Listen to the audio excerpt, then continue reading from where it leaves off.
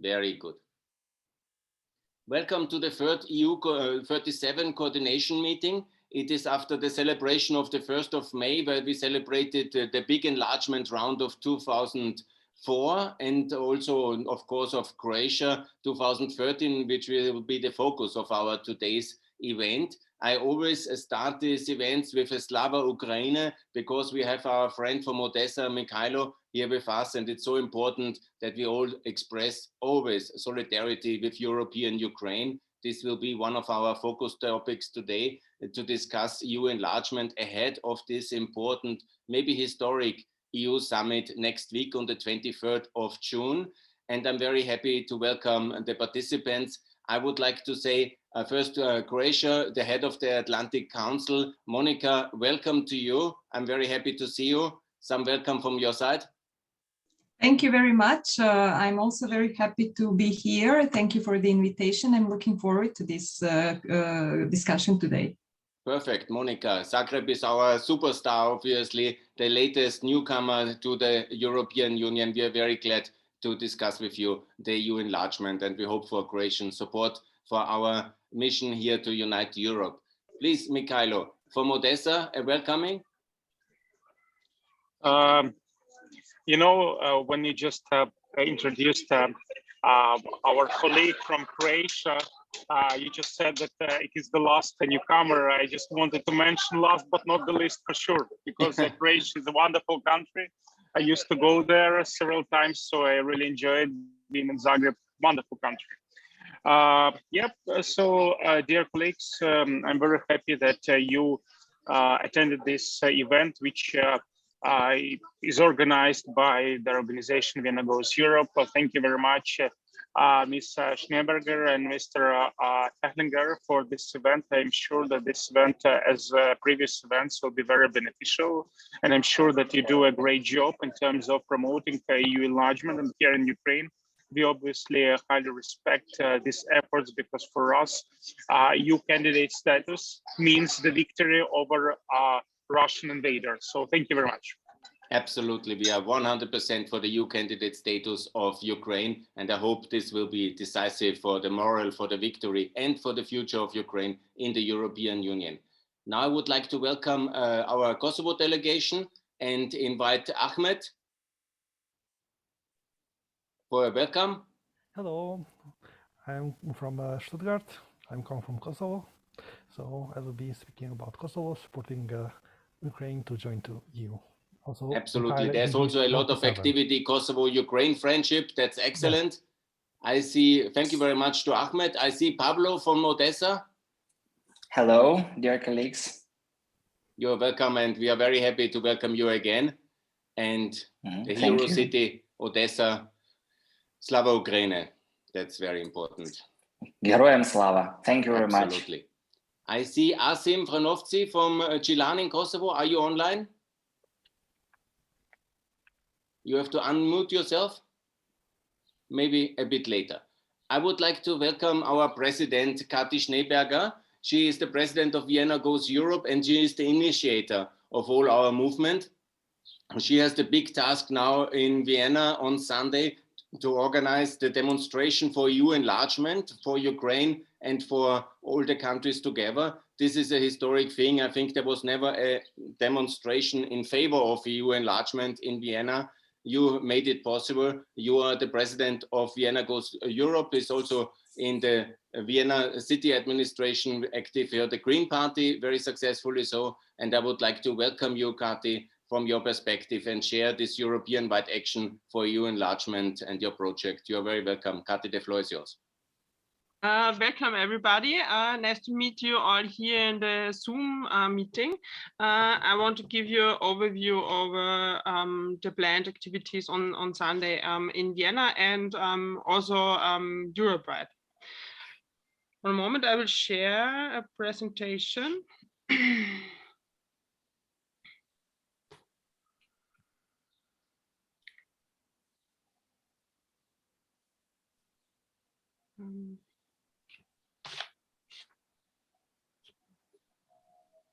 Kati has made a wonderful effort to make many petitions, and it's all on her Twitter account also present. Please, Kati. Can you see the presentation? Yeah, I see it very well. Okay. For Sunday is planned a Europe-wide activity in as many as possible cities in Europe to provide the EU enlargement.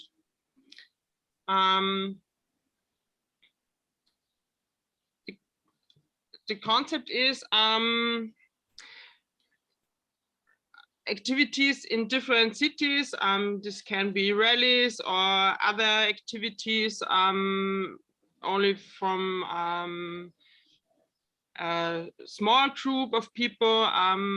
Important is to make pictures with flags and signs with slogans, and all on the same day, or on Saturday or Monday. Also, it can be around the weekend, but most important before the EU summit. Yes. These pictures should be shared on social media with the same hashtag #enlargeEU and the hashtag from the country.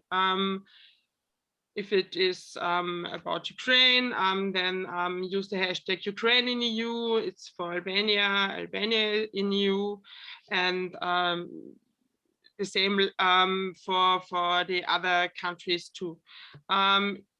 These activities or rallies should be organized by diaspora or pro-European NGOs or other partners in the city. I have designed, I have prepared some design I can share if somebody wants to use it. This is example for Ukraine and for Albania. And I add all activities to a map to see all the activities all around Europe. This is an example for a similar activity we did on 19th February, the week before the invasion. We organized the European Day of Solidarity with the Ukraine. And on the map you see there was activities in more than 30 cities at the same time. And this is the idea to do this on this Sunday with the topic EU enlargement. That's excellent. That's very good.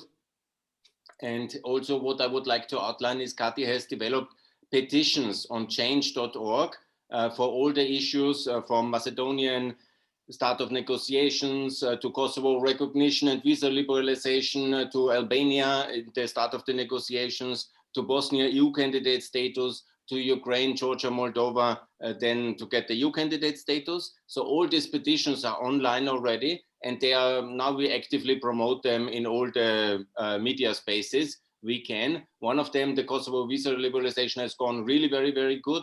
The others, we try to find partner and to promote this. So feel free to share this, and let's make a strong movement for EU enlargement in the coming days. Maybe, Kati, you can also describe the demonstration, how the process of the demonstration at the place of the Austrian heroes at Heldenplatz in Vienna is going for this Saturday. On Saturday at from 2 to 3 p.m. we have a rally on the Heldenplatz, and then we go to the Embassy of France.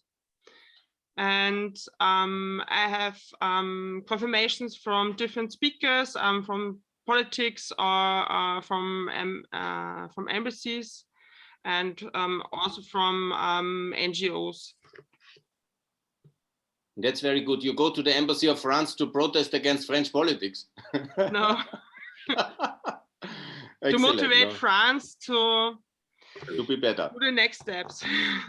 Absolutely, absolutely. This is wonderful effort. This is really enormous and really great. Congratulations, Kati. Is there any questions to Kati for the who wants to participate, who will participate in this action in your cities? I would like to say something to Kati, to print out the signatures status of Kosovo in EU and others, and to submit to French embassy.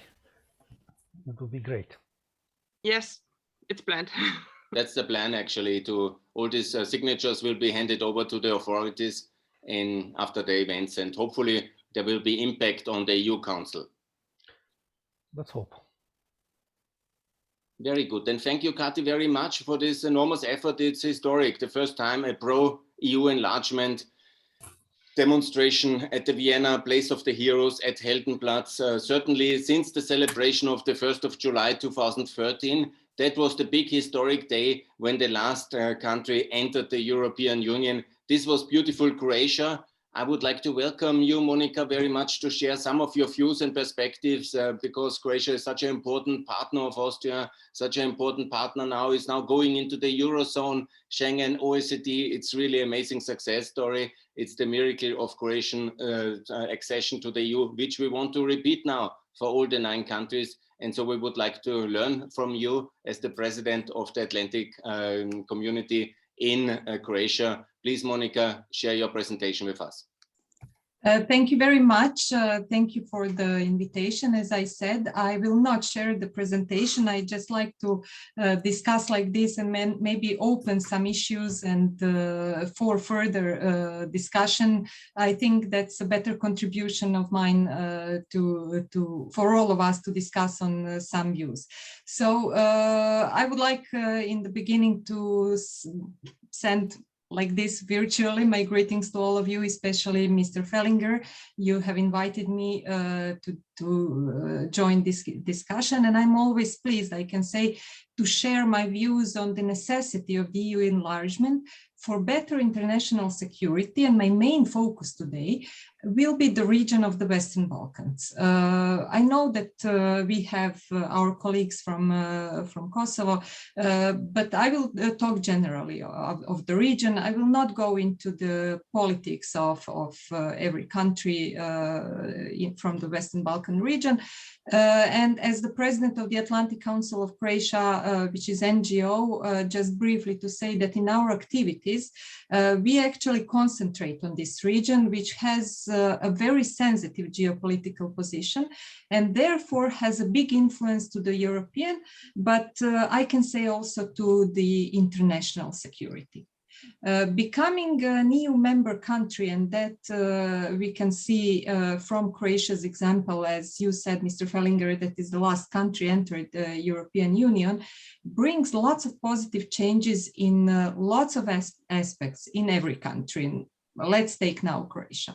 And I put them always under the common name European values, European or Euro-Atlantic values, but let's call them European values for this purpose. Values are important and crucial. They are in the Charter of the European Union, as you know, and they are crucial not only for political agenda, but especially for the citizens themselves. And that's why they are very important. They bring reforms important for the citizens' daily lives. So these European values are representing, and I would love to say that they are universal citizens' rights, but also political, economic, and social rights, and they are pushing countries to stream towards improving internal policies, and that's why they are visible in citizens' everyday life. And that's why they are very crucial for me when I'm talking about why the European Union is important, because it lays on the values that all European Union member countries share among themselves.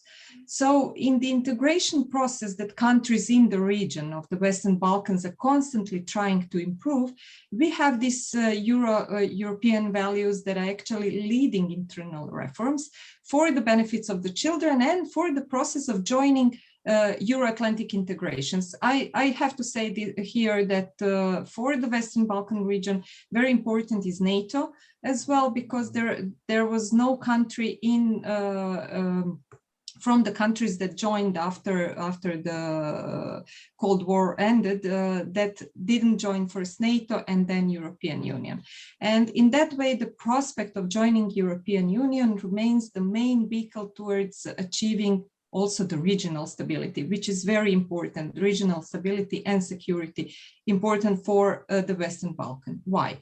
because geopolitically, Western Balkan is an important region, both for EU and NATO. It has a very sensitive geopolitical position, and in all strategies, European Union strategies of the EU enlargement towards this region, an accent is put on good regional cooperation, good neighborly relations that are seen as a prerogative for the integration process in the European Union. So regional politics are in a way struggling with the paradox of progress, because they are in this region constantly having ups and downs along the path towards wider integration. We have, of course, talking about mostly about regional integration here, but also international. And the leitmotifs constantly that are staying as leitmotifs are exactly Euro-Atlantic values. Let's say some of those that are very important: freedom, democracy, good governance, rule of law, individual liberty, peace and stability, functional market economy. But what we saw in the last crisis with the COVID, it's also solidarity that showed as a very important European value. Let's say that in these struggles that I was saying, in the past 3 decades almost, there were some issues in the Western Balkan region where Western Balkan people, politicians mostly from the Western Balkans, were asking, is the Western Balkan region a buffer zone or a playground for regional and global players who are trying to get their best possible geostrategic and geopolitical positions? So there was also, I like to remember when they were saying, is European Union enlargement process or integration, sorry, process, is it a carrot or a stick? Because, you know, they were having their internal bad or good times in internal policies, and also, you know, in this attitude towards the global players. So, you know, there was, the Western Balkan region is going through the uncertain times, I would say. And I'm hoping I'm not too long. Just stop me if I'm over. You're perfect, Monica. Croatia, we can never stop to hear about the success of Croatia because it's such a fantastic country. And I want to remind all the listeners that Croatia was still at war in 95. The unity was, yes, and the victory came only in 95, and then was achieved. And in 2013, Croatia was already in the European Union, 2009 in NATO, and today in the Eurozone and in OECD, in Schengen in 2024. This is the miracle of Croatia. And now the question is, how can all the countries of the 9 countries we support, how can they repeat the Croatian success story from war to membership in 17 years? This is amazing success, and I'm very happy about it. Maybe there's some questions, and Monica, you want to add something? I just wanted to add that you actually stole my thought, because I was trying to say now that Croatia in this, you know, it's a country that sees how important it is for this region to become part of the European Union, all of the countries. And during its presidency, it organized, Croatian organized the EU Western Balkan Summit, which it was in 2020, due to the COVID, it wasn't held. But also in all of these EU Western Balkan leaders meetings, which are held once a year, and this year it will be held in Brussels, our Prime Minister or Minister of Foreign and European Affairs is stressing the importance of how this EU enlargement process in this part of Europe. But now, of course, especially due to these very unfortunate circumstances that are striking Ukraine, of course, Croatia is supporting the enlargement process in that part of Europe. So Croatia is very supporting in that view, and therefore, yeah, thank you very much for, you know, stealing my thought and just contributing to what I wanted to say. Of course, I'm looking forward to further discussion on this issue. Perfect, Croatia. Thanks a lot, Monica. Now for Mikhailo. Yeah, Mr. Falkenberg, first of all, I totally agree with you that we don't need to interrupt Miss Monica, especially because she has so nice wallpaper in her office. I really appreciate this wallpaper. It's very, good-looking fashion wallpaper. Yeah, Miss Monica, it's natural wallpaper. It's not. No, I understand. This is a very good tendency that even before Ukraine started its EU candidate road, you already put this wallpaper in your office. So definitely. I think that you predicted, this turn of affairs. Ms. Monica, I would like to ask you the following question regarding Croatia. Corruption. This is a very important question. I remember I was several times in Croatia, and I have many friends in Croatia, and they know that corruption was a serious issue in Croatia in the institutions of higher education, in the government, in the local government, etc., etc. But I remember that back in 2014, when I had a different conversation, different levels in Croatia, all people, they approved that there was a drastic decrease of the level of corruption in Croatia during 20s, So how actually you managed to achieve such low level of corruption? Because for Ukraine, this is a serious issue, not only to fight Russian invaders, but also to fight corruption, to decrease corruption, to make government work more efficient, to make people happier of their life, to provide good public services. How Croatia managed to achieve this? Yeah, that's a very good point, because I also share your view that corruption is the biggest enemy of the stability of every state. It undermines all of these institutions that have to work for the benefits of their citizens. As you know, Croatia had lots of chapters. They call them chapters, but lots of these. Actually chapters that had to be concluded within the standards of the European Union. It was a long-lasting process, and among one of the chapter was rule of law. Of course, it was also a very important chapter concerning the justice system. So combination of all of the reforms that were done in these two chapters contributed to Croatian fight against corruption. Nobody can say that there is no corruption in Croatia and in any country, I would say, talking objectively and generally. However, it's the attitude of the institution, how they have institutions and citizens, of course. These two things are connected and interrelated. It's important how they see and how they view corruption, how it is being sanctioned, and as I was talking about these European values, that is very important, because it all comes of how citizens see themselves living in one country, how they see their rights being fulfilled in one country, and how they see institutions defending their rights. And that this is the process of I would say a long-lasting process. It started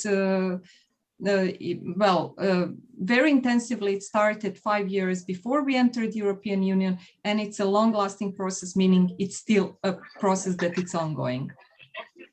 Ms. Monica, I have another question to you. In Ukraine, we have a proverb. To promise to marry, it doesn't mean actually to marry. And European Union promised to actually allow Croatia to join European Union, and finally Croatia joined European Union. Actually, right at this moment, the single country among all Balkan countries who managed to join European Union. Other states, they do not have any specific date when they're going to join European Union, even bearing in mind that they have association agreements, like EU concluded with Ukraine 8 years ago, with Balkan states, EU concluded agreements 15 years ago, 20 years ago, and they still don't have the precise date. So what is the key actually to Croatian success? why Croatia, among all Balkan states, managed to actually force, sorry to say this, a European Union to stop talking, but make a bold step and actually allow Croatia to join the European Union. What was your success? What were your arguments in Brussels? How you managed to get to the European Union? Well, there was no need for, persuading European Union leaders to allow Croatia to enter European Union, because since 2005, I think, or 4, I'm not sure anymore exactly about the year, Croatia was the EU member candidate. So it was a process that Croatia has entered. As I said, it was an ongoing process. And the European Union, as now for every other country that is a candidate country, European Union or European Commission at that time, while Croatia was not in the European Union, European Commission had EU Commission delegation in Zagreb, in the capital of Croatia. They were making a report on progress of the Republic of Croatia, an annual report that was showing progress in all of these chapters that were open for us and that we knew that we had to manage and had to fulfill all of these changes, implementing in our daily policies these European values. And that progress was seen by European leaders. So there was no point of lobbying or for any other thing to, do besides showing the progress in daily life. And that was shown. I'm not saying it's perfect, don't get me wrong, but it's really visible. These changes are really visible. Yeah, it's true, Ms. Monica, but still, devil is always hidden in details, as Mark Twain used to say. And obviously, European Union frequently use this enormous acquis communautaire in order to keep third countries out from European Union, stating that you have to implement this, that, and that, you're not ready, etc., etc. So these statements, they usually are used by European Union to justify the absence of the political decision to allow the third states to enter European Union. So what do you actually think? What is your opinion? Why European Union actually agreed to allow Croatia to enter European Union? Why they adopted this political decision? Well, it was Croatia was before it entered European Union. It was considered also as one of the member countries of the Western Balkans. That is why in my research, I'm always interested in this region, because Croatia is part of this region, whether we like it or not. It was also a very good geostrategic and political decision at that time. However, I still can answer your question again in the same direction as I did before. Besides, in making every decision in private life, in professional life, you always have to pick the right moment for something. And the moment was right for Croatia to enter. European Union is aware that it has to open itself towards these regions that are, as I said in my brief presentation, geopolitically very sensitive. If it doesn't take them in, which means that they are already ready in until one stage of their development of implementing these values, no matter how theoretically they sound, but they are really important. It means that European Union is more safe, more secure internationally, but also internally inside of the space that European Union covers.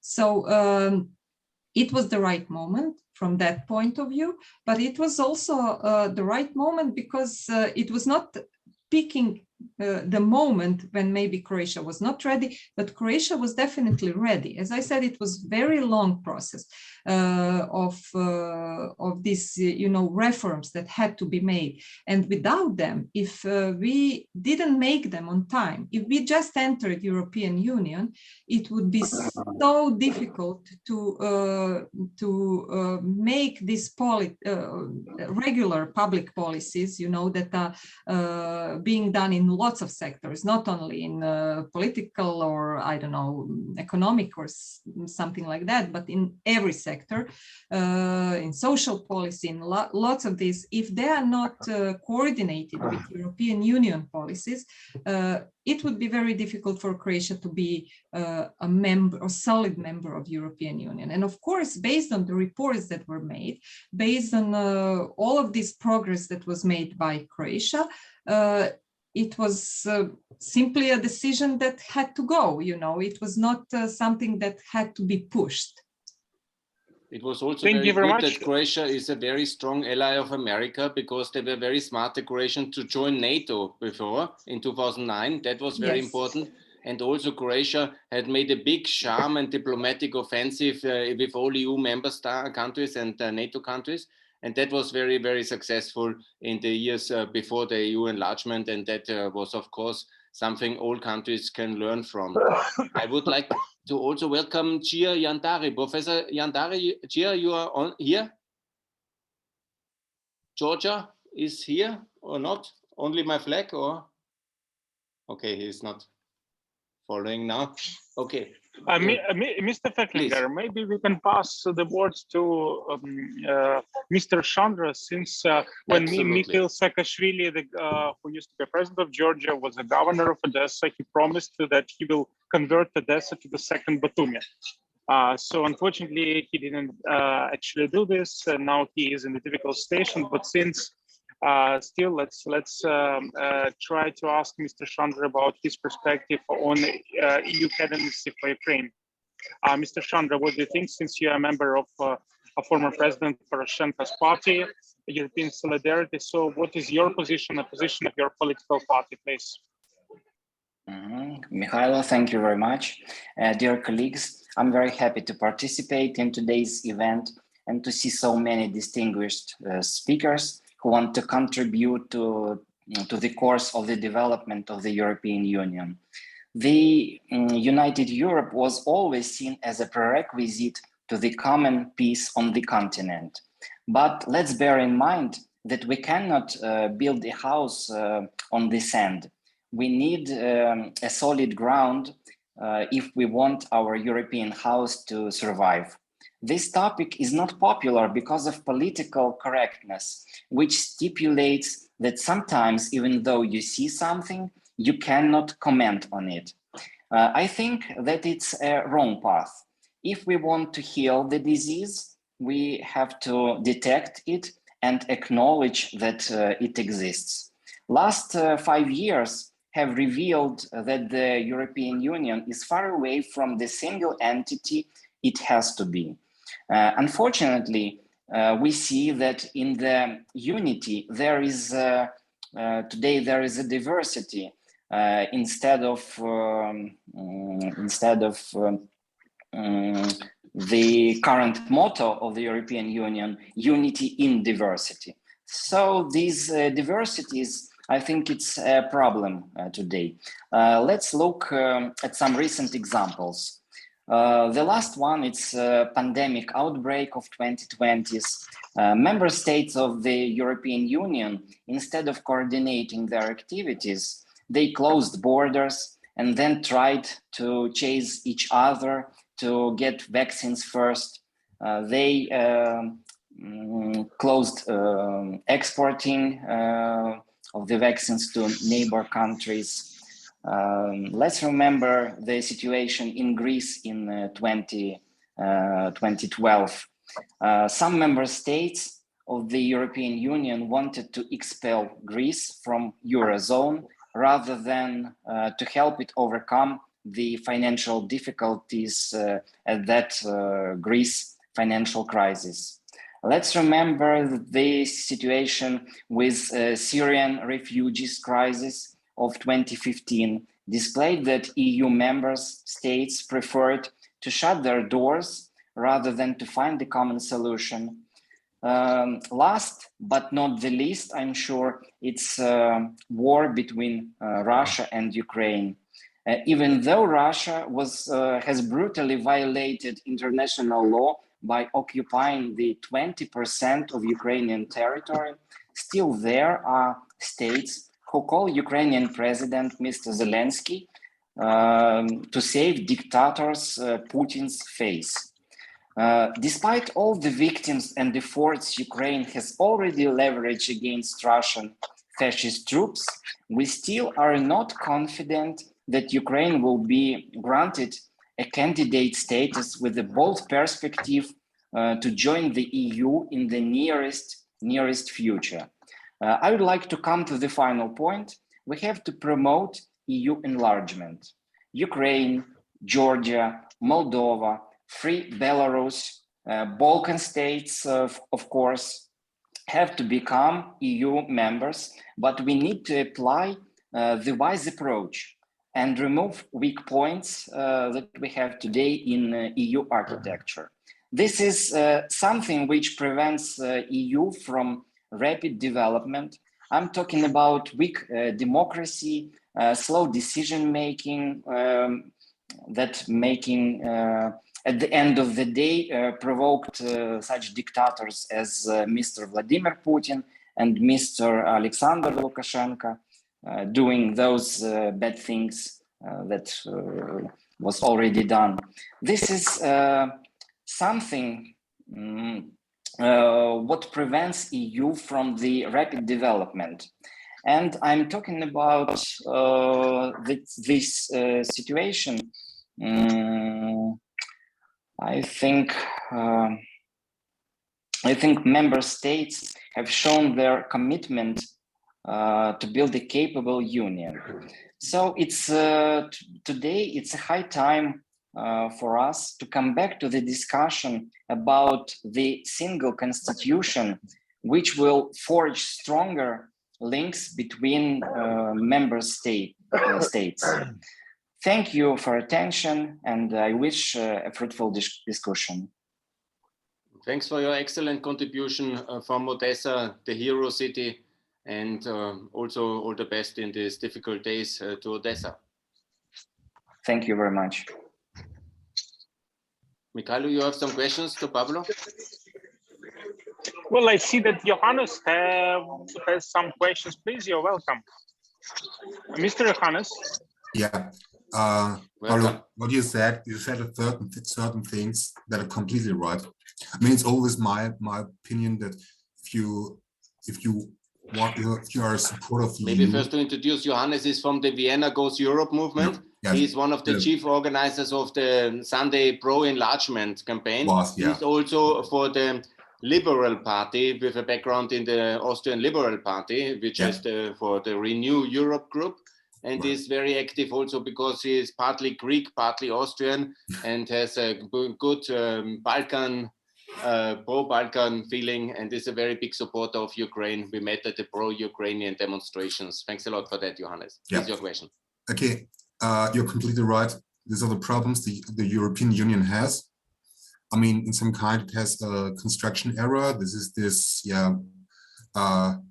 one vote that everyone has to vote for it, and every country has the possibility to veto. Sure, these things have to change, definitely. But the thing is, this misbehavior you described we had in the past was because all politicians, whether they're populists or not, they're some kind driven by populists. I mean, that's the problem. And it's what you cannot do against it, is to propagate the ideas, bring them beneath the people in the European Union, clarify things, work against breaches they have. And that's the way you have to do it this way. You have doing work, for example, on the streets, talking with people, yeah, so that our politicians are more confident that they don't have to fulfill the will of the populists, of the right, mainly the right-wing populists, but also the left-wing populists. And this is, in my opinion, the way you can tackle these problems. That's it. Johannes is very right. Yes, And actually, this movement is very active because Vienna Goes Europe is very much a street-based credibility movement with a lot of people on the street mobilized. And that's very important because you might know in Austria, there are some parties who are not so much in favor of EU enlargement. Unfortunately, especially our foreign minister has made some very bizarre statements recently. And we are the movement protesting against this populist direction and this anti-enlargement attitude. That's why we will go on the street on Sunday to say yes to Croatia. Of course, Croatia is already in, but yes to Kosovo, yes to Macedonia, yes to Ukraine, yes to Georgia, and all the countries to be in the European Union. Yes, thank you very much. I would like to say something. Please, thank you very much for the support. Yes, thank you very much for the support. I think the situation on the streets, the European cities, it's very, very important because it makes European politicians to look at the situation, to look at the people's thoughts, ideas, and it will make European politicians start looking at European principles, because some European leaders, they forget the idea on which the European Union was made, and they start business thinking, some political, populistic ideas, and they sometimes forget some principles. And we people, we must tell them, repeat some principles, and it's very, very important. And thank you very much for the activities in the cities and the streets. Thank you. We do our most, and thanks, Johannes, for your great effort also on European Day. That was excellent. Monica, please. Just a short question before we start talking about something else. How many people do you expect on the streets? Do you have any idea how many people are going to join this movement? Normally, it's a lot of Ukrainians, obviously, because the Ukraine is the biggest country and also the biggest communities of very active people who are now protesting a lot. But then we hope also that a lot of the Kosovo citizens who live in Austria will join, and then also the Bosnians, because we do specific campaigning there. And obviously we have more problems with the Serbs because they are less pro-European, unfortunately. That's a problem, but we hope also that many Croatians will join us. So let's see. At the demonstrations, there were different levels. At the very big pro-Ukraine demonstrations, there were over 50,000 people. At the demonstrations before the war, there were 2,000 people. You know, it's of course a political topic. Now we will see how many people ultimately will come on Sunday, but it's the main square of Vienna. And it can be also, I call on all countries, just, you know, if you're just alone in front of your handy camera and put a European table and say yes to enlargement, it's also meaningful, because we want to make sure that there is at least one nucleus of a pro-enlargement campaign from Odessa to Zagreb, from Pristina to Podgorica and to Tbilisi, obviously. Especially in Tbilisi, I think there will be a lot of people on the streets, because it's very big danger for Georgia to be excluded now next week, because the European Parliament has not recommended immediately EU candidate status for some internal issues in Georgia. And that would be, I was just last week there, and it's a big crisis there. So they have on the 16th already one big demonstration, and on the 20th there will be the opposition in the streets of Tbilisi in front of the parliament to make a big anti-government pro-European demonstration rally. So there will be a lot of people, and it will be very, very big issue in Georgia. In Ukraine, I'm confident there will be a lot of support for EU enlargement. In Odessa, I hope there will be a lot of people on the streets. Mr. Fecklinger, I'm sorry for interrupting you. You know, I would try to play a role of a bad cop. You know, just trying to boost our discussion. You know, frankly speaking, even people who go out to the streets in Vienna, you're right, they are majority Ukrainians who temporarily reside in Vienna, in Austria, but they don't have a right to vote. It means that generally all politicians are selfish. Sorry, Mr. Chandra, to say this. I know that you're a politician, but politicians are usually selfish. Bearing in mind that politicians are selfish, I don't really think that actually for Austrian politicians and for Austrian ruling political elite, these demonstrations mean something. You know, what we really see now is that the fact that Germany still pending to deliver Ukraine military equipment, which we need to find Russian invaders. Secondly, it was revealed that Germany invested about $10 billion to Russia, actually buying Russian goods and exporting $10 billion to Russia. You know, it's enormous money which Russia can spend on the war issue. So, and obviously, what Mr. Chandra told you about this policy, let's keep Putin's face. Yeah. I think that unfortunately, demonstrations are very nice that they are held up, but generally, unfortunately, they don't influence political decisions, and political decisions are made behind closed doors. And unfortunately, still, European politicians prefer to do business with dictator Putin. That's a big problem, obviously. We still have a lot of energy imports, unfortunately. I was calling already in the beginning of March, actually, I was calling many years ago to cut the Russian energy imports into Europe. And unfortunately, in Austria, we actually have increased the energy imports from Russia in the war. It's a very big shame. The Austrian liberals have just made a study that the imports have increased since the last 3 months. So it's outrageous. And there is a lot of business connections and trade, unfortunately, still with Russia, which I regret, and I call to end it. And it would be much better. In Germany, we have good progress in the energy sector. They have really reduced energy imports significantly, but they were quite late with weapons delivery.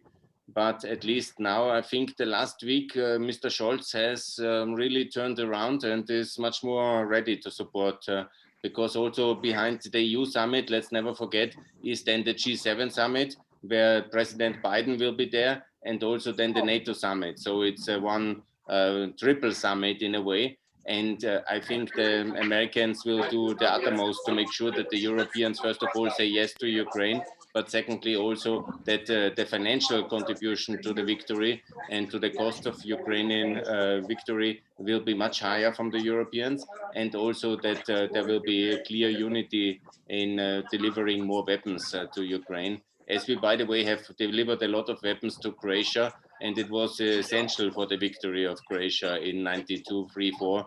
And there was the Washington Agreement, where the Americans have brokered alliance to defeat the extremists in Bosnia. And so I think it's very important to have very strong NATO links, and very strong also that Ukraine is joining NATO. This is very important, similar like Croatia has done it. It's essential to be in NATO, also for Kosovo, by the way. You know that is my opinion.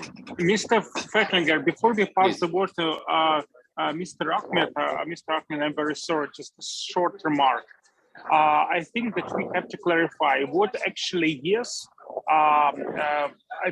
which kind of yes for Ukraine and other states we expect. You know, because if, for instance, Ukraine is granted the candidate status, but we still don't hear the precise date when Ukraine can join European Union, I think that this is not enough, because I'm pretty much sure that in case European Union would at least name the precise date when Ukraine is going to join European Union, then it would stop dictator Putin from invading Ukrainian territory. At least it would be an attempt to stop. Putin, you know? So I think that we have to insist European officials to not only to grant EU candidate status to Ukraine, but actually to tell the date when they expect Ukraine to join. Sorry, Mr. Ahmed. That's very good. Please, for Kosovo, and we can answer then the debate about EU candidate status and what that exactly means. Please, Ahmed. You are muted. You are muted. You have to unmute.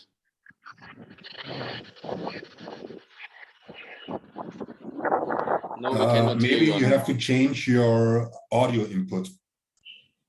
The audio input is not working, but okay, we just check it for a moment. I will answer the question of Mikhailo in the meantime, because it's very important to understand the mechanisms. I know Ukraine wants to be candidate status, and now it was already in the media that they are not happy with the status of Bosnia and of Kosovo, which are potential EU candidate status. And I think what will be the most likely outcome of the summit the next week will be that Ukraine, Moldova, and Georgia will be granted the same status like Bosnia and Kosovo, potential EU candidate status. This is a very big, historic, and amazing progress already. And I want everybody in Ukraine to somehow see it as a negative thing, and also then to communicate it negatively, because what it means is that you will get all the so-called instrument for pre-accession that Bosnia and Kosovo get as well, so that and you have a secure European future. This is enormous historic progress if that will be the success of the decision, which I think it will. Ukraine wants to be EU candidate country immediately. That is much better, obviously. That's what took very long for Albania and for Macedonia to get, especially Albania. It was a long time they have worked on that one. But it is a problem if Ukraine communicates this issue of potential or EU candidate then as a negative outcome of the summit. I think it would be much better to see that the EU future is then secure, that you will get different funding lines, much better funding lines, and that you can then expect to be the candidate status and then to start the negotiation like the other countries have done it as well. And that's, I think, the most likely outcome of next week's summit. And it's a historic achievement. So I think that it should be also carefully communicated by the Ukrainian authorities. Is Ahmed now online? Yes, I am. Can Perfect. you hear me? Make your contribution. Okay. You want Kosovo in the EU? Kosovo, I will speak initially for Germany and then for Kosovo. Initially, today I read on the news that gas supply from Russia for Germany is lowered again. So this will be a big problem for Germany too.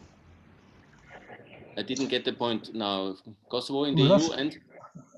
Germany, I will speak for Germany initially, yes. And then for Kosovo. Today on the newspaper, online newspaper, I read that gas supply from Russia using Nord Stream is lowered again. Yes, it's important. Germany has overall reduced from 55% of dependency rate on Russian energy to 35 only in 3 months. That's a major progress. Additionally, there's a technical issue in Nord Stream 1, and they have reduced the capacity of the gas pressure for, I think, 40% today, which also shows that we shouldn't be dependent on Russia because they're not reliable. They lowered again today, Russians, they have lowered today. I read this news about it 1 hour ago.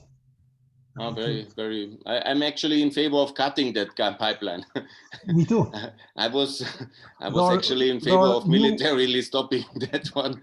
Not everybody was agreeing with me, but I'm completely against importing gas from a hostile nation, which Russia is since the 24th of February.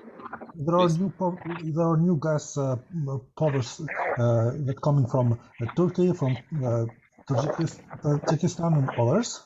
Also, Azerbaijan Israel, and Algeria and the United Arab Emirates. Also Israel. Israel was decided yesterday. Yesterday it was to provide gas to Europe, so you can have other sources, not only Russia. Also, my opinion was to halve at least Russian imports of gas, so we can have other sources, so Russia cannot force us politically. Okay, so now for Kosovo. Because Ahmed is also a German activist and very active in German politics as well. I want to make the case as an Austrian, actually, for the recognition of Kosovo please, my friends from Ukraine and Georgia and Moldova, it's very good to be united in the European Union, yes, and to build an alliance of all the countries, all 9 countries together. Like that is much more effective if this powerful Ukrainian state is then also very successful leading this 9 countries into the European Union, because the big thing is actually to open the European Union at all, because unfortunately since Croatia joined in 2013, we were not able to integrate, not even Montenegro, which is so small and so prepared, NATO ally, has the euro already. Unfortunately, not even Montenegro were able to take in, and not Albania and North Macedonia, which are really very prepared countries and technically, politically fully ready for the European Union already today and are already in NATO. So it's very easy to take them in. But we have been very reluctant because of xenophobia, protectionism, and enlargement fatigue, and of a lot of Russian influence, unfortunately. And so now it's time for a new momentum for openness. And that is much better if we have all the 9 countries together to open up with all our efforts, because especially Croatia was very successful in getting the German support for enlargement. And that was very decisive. But all 9 countries have different allies in Italy and in Poland and in Germany. And so if we work together and we make sure that all our networks and political friends are successful, we can bring Georgia, Moldova, Ukraine, Kosovo, Serbia, Bosnia, and Montenegro, Albania, and North Macedonia into the EU together by basically convincing everybody and supporting each other, and also not importing problems, but importing a very good additional contribution to the European Union. That's, of course, the optimum. We have to be together in the EU, all the countries, so we do not leave any gaps in within EU, and also including all those nations with a workforce of those countries.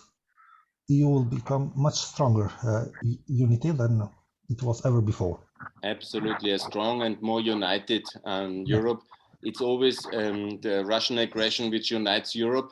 And now again, enlargement is driven by this brutal and terror war of the Russian Federation. Yes. And we need to use this momentum also to open up the European Union and to be united with all our friends and partners and Europeans, all Europeans in the EU. That's very important, Ahmed. Thanks a lot. Just a moment. Olaf Scholz was last week in Balkan. So we have support from Germany. That was important visit. He went to Thessaloniki to support EU enlargement. He complained very much about Bulgaria stopping Macedonia. He was also then very clear in Serbia to recognize Kosovo. Yeah. And he was very supportive of starting his visit in Kosovo. So that was really very historic visit of the German Chancellor. Yeah. Okay, well, that's all from me. Hopefully he will deliver next week at the EU summit. Hopefully. I want to ask Georgia, Gia, are you online? I see you, but I cannot hear you, because Georgia is so important for the whole strategy, and it's in a big crisis about EU accession, because the government is pretty careful with the Russian influence now, and there's a lot of issues there. Mr. Fechlinger, even if we don't hear Georgia, we hear Georgian hearts, but that's why I think everything is fine. So even if we don't hear Mr. Gia, then we definitely hear the hearts of Georgian people who are willing to enter European Union. For sure. Absolutely. I have the Georgian flag here, and I have also a lot of videos from my Georgia trip on my YouTube channel, over 70 videos I make from Batumi, from Kutaisi, and from Tbilisi. Last week, where I was there to promote the EU enlargement of Georgia, and I documented all the situation in my YouTube channel. And I would like to say, are there any questions now to Monica or to Mikhailo? Mr. Fechlinger, I don't know if there is any question to Mikhailo, but at least Mikhailo has a question to you. Thank you. And actually, I will try to, contradict you a little bit regarding the potential candidate status for Ukraine, because if you look from, let's say, if you look generally, really, it's a great progress for Ukraine to get a potential candidacy status. Bearing in mind that 6 months ago, the European Union even didn't want to consider an opportunity for enhanced cooperation, simply persuading Ukraine to follow the provisions of association agreement, try to, let's say, progress within the framework of association agreement. No? And even now we hear that Ukraine probably will join European Economic Area, which I would like to remind is also consists of not only members of EU, but also from Norway, Switzerland, so EFTA countries. So, but my point is slightly different.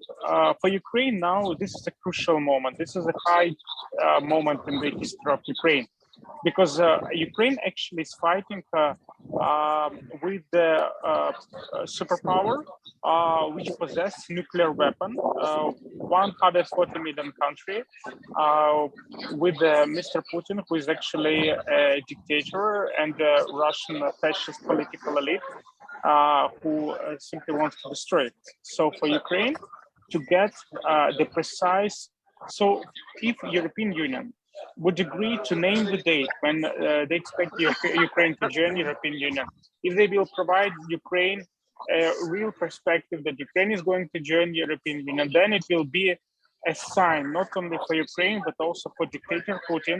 Then Putin would understand that he is fighting not only with Ukraine, he's fighting with the whole European Atlantic solidarity. This is important. We need a bold step, bold commitment. We need a strong leadership from European Union. We don't want to see European Union simply acting, I'm sorry to say this, like a puppet of Mr. Putin. Absolutely, Mikhailo, I agree. I can share my assessment on this issue. I think EU potential candidate status would be very good breakthrough. I'm working since 2016 on exactly that. And it was what the President Poroshenko wanted at the Eastern Partnership Summit already in 2017. And it was now for almost 5 years rejected. So that is a historic success, and it is very good on that front. It should be communicated positively. It will not end the war. Let's make that very clear. Monica, 1 second, I will give you the floor immediately. I want to reiterate what I say on Twitter all the time. The only way to stop the war in Ukraine is NATO intervention. This must be done. It's same like in Croatia, same like in Kosovo, same like in Bosnia. The only way to stop the war is American and NATO intervention. We have to convince the public for that, and it's absolutely no other way. Of course, it must be limited. Of course, it must be carefully done. Of course, we cannot attack Russia, but Russia has no reason and no right to be in Ukraine. As long as the war is then between NATO and Russia in Ukraine, there is no third world war. There is no nuclear potential escalation, because there is no legal reason for Russia to be in Ukraine. So we have to push back militarily to end this war by NATO intervention and by American intervention ultimately. And as they are not ready for that, the war will continue for many, many months and for many, many years, no matter what will be the outcome of the EU summit, because only NATO intervention can stop that war, and it will ultimately come. There is no doubt about it, because the war will go on and it will be a disaster for everybody. And so that's my opinion on the question of EU potential candidate status and on the war. And now I want to head on to Croatia, Monica, please, because it's such a wonderful example of freedom made by NATO. This is Croatia, so it's so relevant. Please, Monica, the floor is yours. Thank you. Just brief observation. I would first like to object to Mikhailo's comment of European Union being a puppet. I think that European Union really actually struck by all of these new developments in the international security environments and striking security agenda totally. It actually has a very, very strong attitude, and European Union showed its unity, showed its solidarity. As I mentioned, it was shown during the COVID pandemic, but it is being shown now during the war in Ukraine. I don't think that there are any, unfortunately, I cannot agree with maybe most of you here. I don't think that there are any wrong moves made so far, nor by the European Union, if we talk about European Union now, nor by NATO, especially by NATO. NATO is an alliance, we have to remember that. And the mandate of the alliance is different than what people expect from NATO to do in certain circumstances. So based on the Article 5, NATO doesn't have open hands to do some moves generally in the world. So I don't think that, that there were any wrong moves. Actually, I think that the moves so far done, both by European Union and NATO, are much, much faster than it was shown during the war in the Western Balkan region, definitely. So we have to have in mind that Ukraine is much bigger country. It's also geopolitically sensitive, and bear in mind that not all of the countries share the same position. So politically, it's very, very difficult to have any other decisions than decisions were made so far. That's my opinion. So I had to just, express it now. Croatia is a wonderful role model, and it's so relevant because also Croatia was occupied. Two regions of Croatia, Eastern Slavonia and the Krajina, were occupied by Milosevic Serbs, and they had then reconquered it, gotten unity with American help, and then were invited into NATO and the EU, and now even will have the euro. It's perfect. I think it's, I'm so happy about Croatia. Yes, it is. It is. And generally speaking, Croatia is very supporting to the moves of European Union policies. It stands, it supports the common security and defense policy and common foreign and security policy, which shows the unity of the European Union. So actually that is my opinion about all of these issues, that we maybe sometimes expect a little bit more than it is available at the moment, although I fully understand Ukraine, and don't get me wrong. I'm hearing a clear yes to the EU membership of Ukraine from Zagreb. That's very positive. I hope also the Prime Minister will very much support Ukraine in the European Union. Our Prime Minister is definitely supportive of the Ukraine. Croatia is very much helping already Ukrainian refugees. When they come to our country, they are very welcome. They have lots of rights that guarantee them to become full members of our society, even though they are, of course, after fleeing from their country, they are feeling lost, sad, and so on.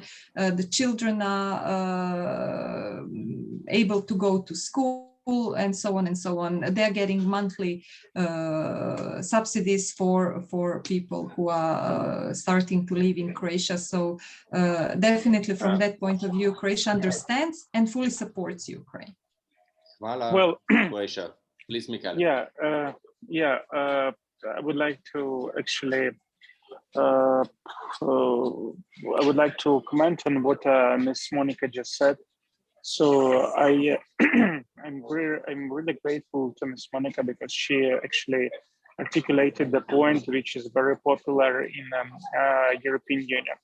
And basically this point is very, very simple. Well, we are very sorry about Ukraine, but the Ukrainian-Russian war is not our war.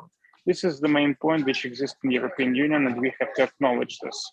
I agree that maybe from some perspective, really, being in, let's say, in Germany, Croatia, or maybe somewhere else, it's very hard to accept that the war between Russia and Ukraine is a German war or a Croatian war, etc. To be honest with you, when there was a turmoil in Syria, I didn't feel myself that the Syrian war is my war, But there is one difference between, let's say, Syrian turmoil, between Milosevic's Serbia assaults, and what is now done by Mr. Putin. So first of all, Russia is a very big country, which is a member of the High Security Council of the United Nations. And when such country, who actually is a nuclear country, and Milosevic didn't have a nuclear weapon, when such country actually violates the international order, it means that actually it triggers very serious processes elsewhere in the world. We will see what will happen with Taiwan and Chinese deliberation with Taiwan. We will see how actually it will go on in Ukraine and elsewhere, and we don't know Mr. Putin's ambitions. Right now, actually, what Mr. Putin told last week is basically that he considered himself as Petro the Great, Russian Tsar. And actually, Putin seems to pretend not only on Ukrainian lands, he's pretending on Estonian lands, he's pretending on Polish lands. And I'm sure he would be very happy maybe to proceed further, you know. So to be honest with you, I think that now what is happening in Ukraine, Russian invasion, it's not only Ukrainian concern, it has to be all European concern. And we need Europeans to consider this war as their war, because if they won't do this, maybe tomorrow they will regret about this when the war will enter their doors. And this is very serious because Russia is now ruled by fascists. You can read the texts which are published by Russian elite. They are representative of fascist regime, and they are actually threatening not only Ukraine, they're threatening the whole West. You're absolutely right. This is our war. And financially and industrial, we are waging it already on the side of Ukraine, because the United West has mobilized about 70 to 80 billion euros already for the support of Ukraine. That's a very significant amount. It's not enough. I was calling already for a significant multiple of that to be sent to Ukraine. But when you look back then at the end of 2022, I'm sure that the overall support for Ukraine, only in military and in fiscal support for Ukraine, will have easily surpassed 200 billion euros. That will be the amount required. And that's in a way already so very much support. And I think it's significant. Mr. Packelger, sorry, Mr. Borrell last week said a very nice remark that it's not possible to win the war with euros. You know, you can win the war only with weapon and with a substantial military aid. And what we now see that Germany is spending, Spain is spending because of Germany, some other states is spending to deliver enough equipment to Ukraine. You know, and each day, as our president, Mr.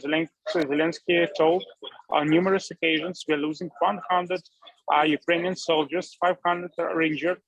Many civilians died in this conflict, many people displaced. In Odessa, you can now see many people who lost their job, who begging on the streets, asking for food, they don't have money. And this is what actually Russia has done to Ukraine. So more days of Ukrainian resistance, more actually damage Russia causes. So we need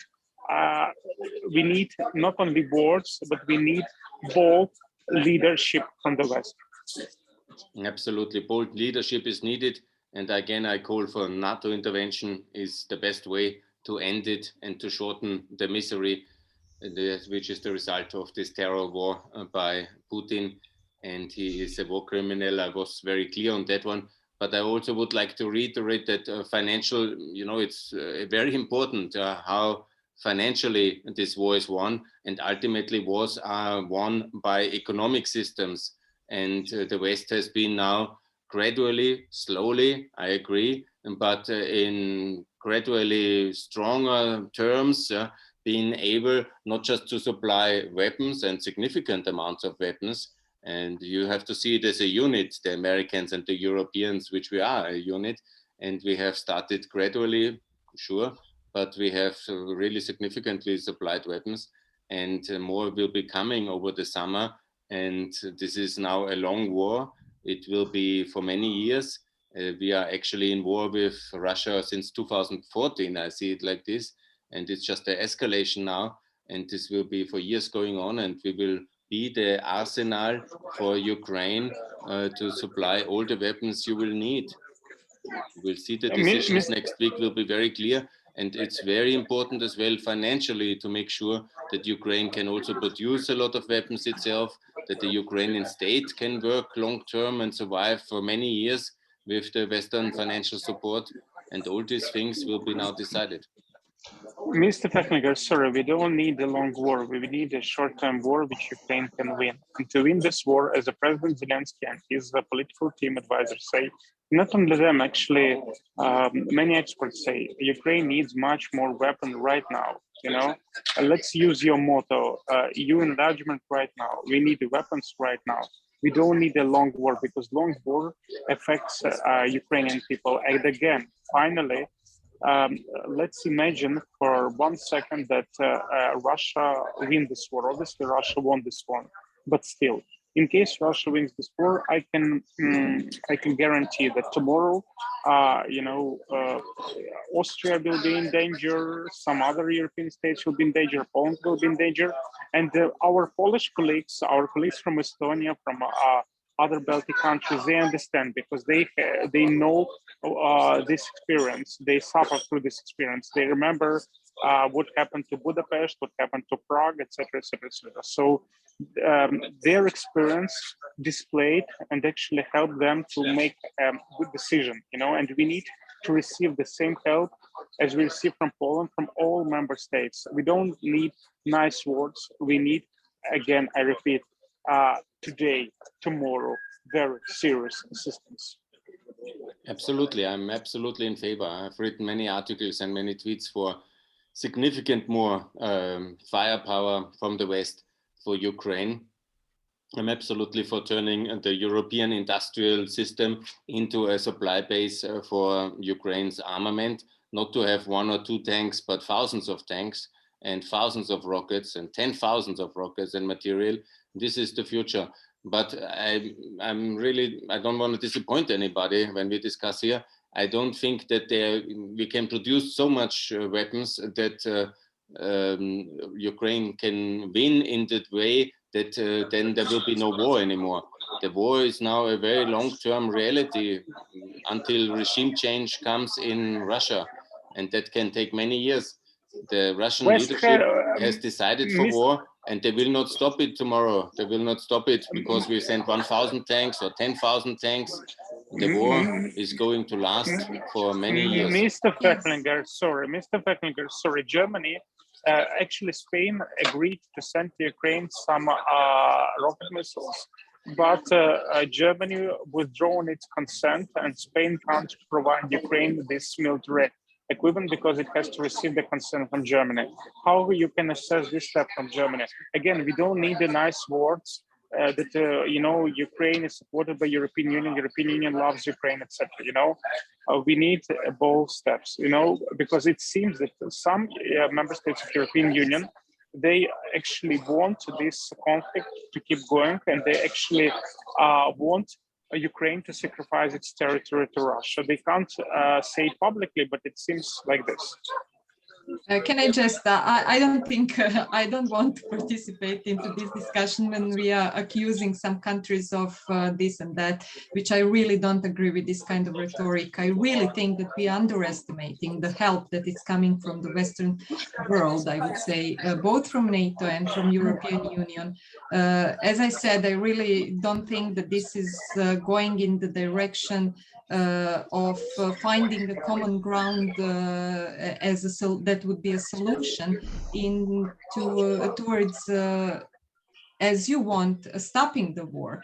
I know that when you come from a country that is in the war, you think that all steps that are being made are slow and not significant enough. But looking objectively, I don't think that you should look objectively because you are struck by the war directly, but looking objectively, the Western democratic countries and the Western democracy has done a lot in this crisis. First, it was struck with the crisis. It happened not expectedly, And, you know, taking all of these things in consideration, I think that we are, I mean, you are underestimating the reactions of European Union, of NATO, and of all of countries that are partner countries that are helping actually Ukraine in these matters. Maybe reading in the media is one thing, but actually knowing some things is another thing. So I would really love to stress my attitude and my opinion that I would like to share officially here. I don't want to, you know, be misunderstood participating into the discussion that goes in the direction that I wouldn't like to share the opinion with. And that's why I'm stressing this this attitude of being in favor of whatever in media is represented, being in favor of European Union and NATO's reaction to this really global crisis that struck the international security, definitely. Well, what we can learn from Croatia, obviously, is this amazing success that from the start, the terrible moments of Vukovar in '91, when there were so many atrocities committed, similar like Bucha. This was terrible moments in European history in Vukovar in November '91.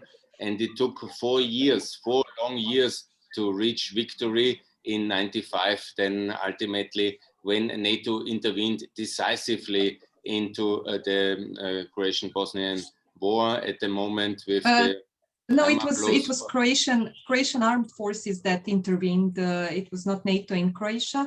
I mean, NATO was in Croatia physically, but it was Croatian armed forces that actually did the liberation. You know, what's the word? Action. Victory. Let's say it like that. That liberated the rest of the country. And NATO actually did a bigger role in Bosnia and Herzegovina and in stopping the war in Kosovo in 1999. Of course, not again underestimating the role of NATO in the whole Western Balkan region, including Croatia as well, and definitely North Macedonia and Montenegro especially. NATO is very important and is the key for peace. Yeah. Please, Mikhailo. First of all, Ms. Monica, again, I'm very grateful for your statement because it's very important to hear opposite point of view. It's very important, so I'm very grateful to you. But first of all, I would like to make a small remark.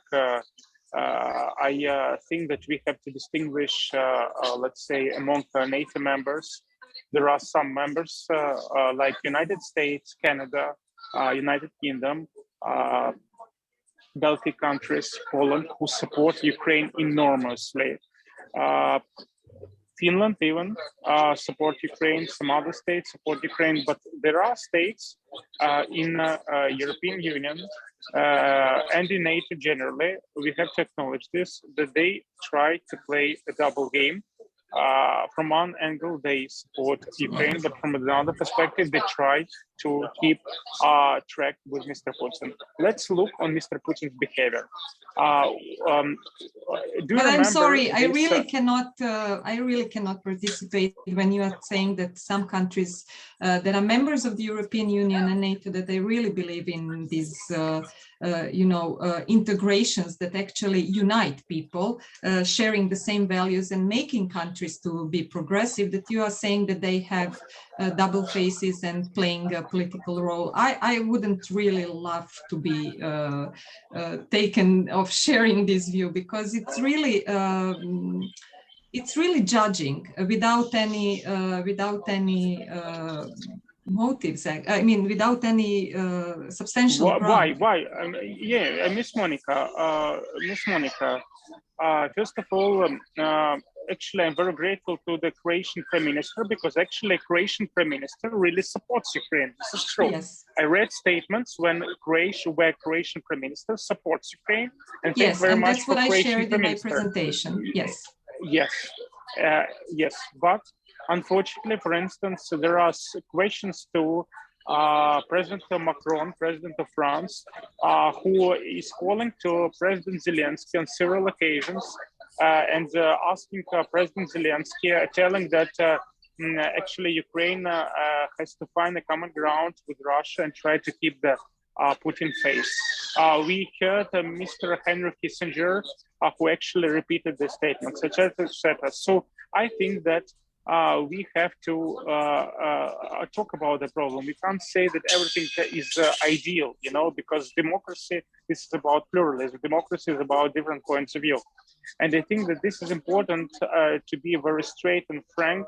And I wish French President, Mr. Macron, I wish Germany, which is a wonderful country with a wonderful history. I wish Germany and France help Ukraine more than they help now, and do not try to save Putin's face after Putin committed so much crimes in Ukraine, etc., etc. So I think that if Macrons didn't try to talk with Putin on numerous occasions, try to persuade Ukraine to sacrifice its territory, then Mr. Putin wouldn't feel so much confident as he feels, because they know that there are different points of view inside the European Union. Absolutely. Okay. I see that you don't have any substantial ground in history and in historic events, and that you know how the wars were being made. So I wouldn't agree. I think that politically, both France and Germany are playing a big role in this crisis in a different way that you would love maybe them to play. So I'm sorry, Mr. Pecklinger, let me just bring in Ahmed now, because he wants to make a statement. Not too much. Mr. Pecklinger, one short question I would like to ask Ms. Monica, as a professional who knows diplomacy, etc. So do you agree with the positions of some Western officials who say that Ukraine has to sacrifice part of its territory in order to stop the war? Do you agree with this statement? I wouldn't go into making comments of this statement and all, because I'm not aware of that statement. I'm not aware that it was made officially. So I wouldn't go in making comments of any hearsay statements. Thank you. And Ahmed, about Kosovo solidarity, you wanted to make a statement? You have to unmute yourself.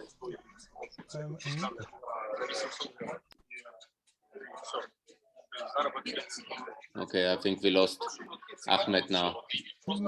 But Kosovo has done a lot for solidarity for Ukraine. They have invited journalists. They have trained the demining teams of Ukraine in Pea. That was wonderful. They have asked 20 journalists to come to Kosovo. I met them personally, some of them. That was wonderful solidarity from Kosovo to Ukraine. And that was wonderful. Ahmed wanted to share some of this as well. I would like to say thank you very much for everybody for this wonderful debate. The opinions which our friend from Odessa, Mikhailo from Politvizia has, are widely shared in Ukraine, and he's representing the views of many people. And we still have to go for more unity in Europe, that's no doubt. And you will see that next week's summits will not only bring, in my view, the breakthrough in terms of EU membership for Ukraine and for Moldova and Georgia, as I hope, and I'm confident, but also in terms of weapons delivery and of unity of Ukraine. President Macron is now in Moldova, and I think tomorrow both the President Macron and the Prime Minister of Italy and of the Chancellor of Germany will go to Kiev, to my best knowledge. At least it was speculated that they will be on Thursday there. And so I think there will be major announcements of more support coming for Ukraine. So I think that is very important, and that will be also making a big impact. Please, Mikhail. Mr. Pecklinger, yeah, last point. I totally share the President Duda's position, the President of Poland, Polish Republic. Actually, Poland is a member of European Union.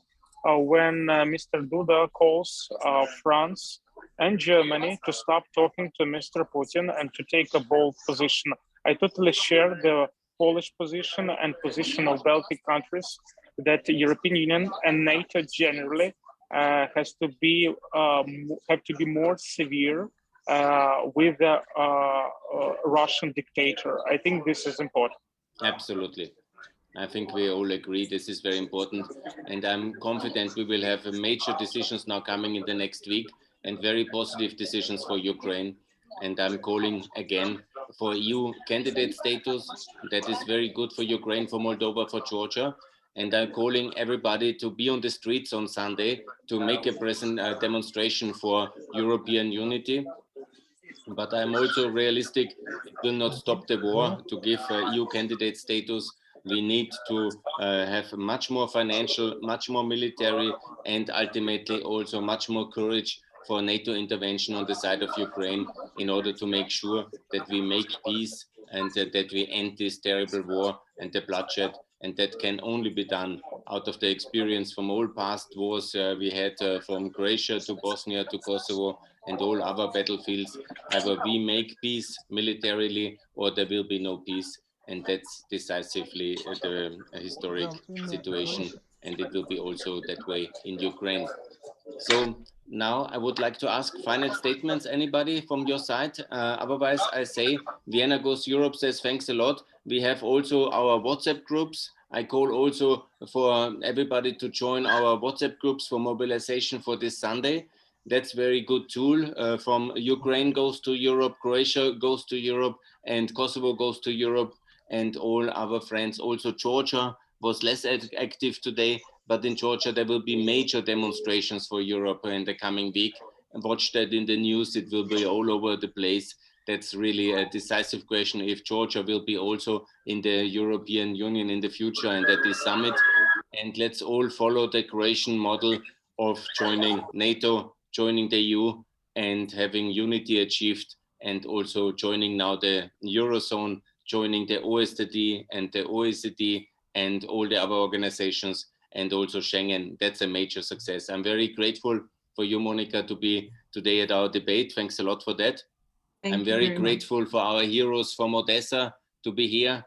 And I'm very grateful for Kosovo. Please also apply for the EU candidate status. That's the next step ahead. Yes. And visa liberalization absolutely should be granted. Yes. And thanks a lot, Johannes, for your great contribution. Good luck on Sunday at the Vienna main square at Heldenplatz.